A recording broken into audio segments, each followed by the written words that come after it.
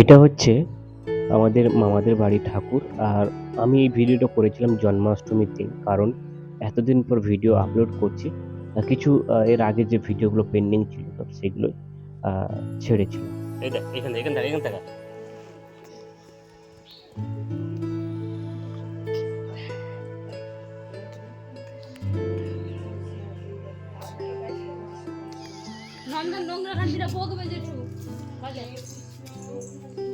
এটা হচ্ছে একজন বৌদি যে মামামকে কোলে নিয়েছে।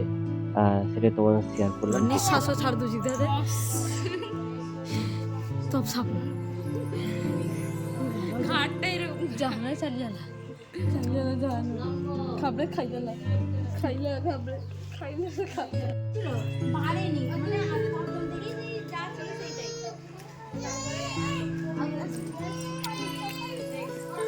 সত্যি ভাই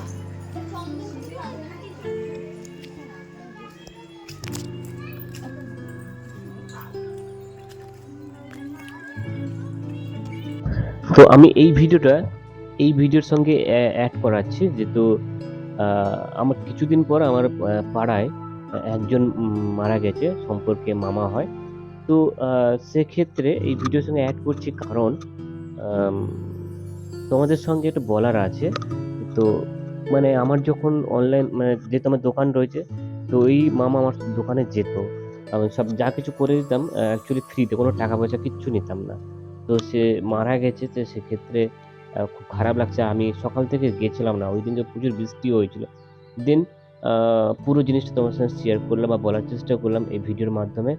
চলো পুরো দেখতে থাকো।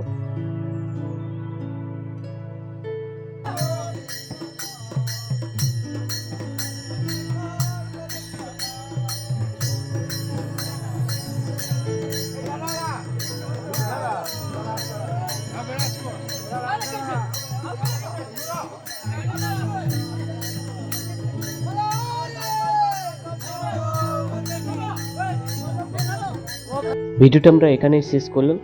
দেখা হচ্ছে নতুন একটা এপিসোড নিয়ে, নতুন একটা স্টোরি নিয়ে। ততক্ষণে সবাই ভালো থেকো, সুস্থ থেকো। আর আমি যেটা বলব আমার সঙ্গে থেকো। আজ তাহলে আসি। দেখা হচ্ছে নতুন একটা এপিসোড নিয়ে। ততক্ষণে তোমরা সবাই ভালো থেকো। চলো তো সবাই আমার সঙ্গে বলো একসঙ্গে রাধে, রাধে।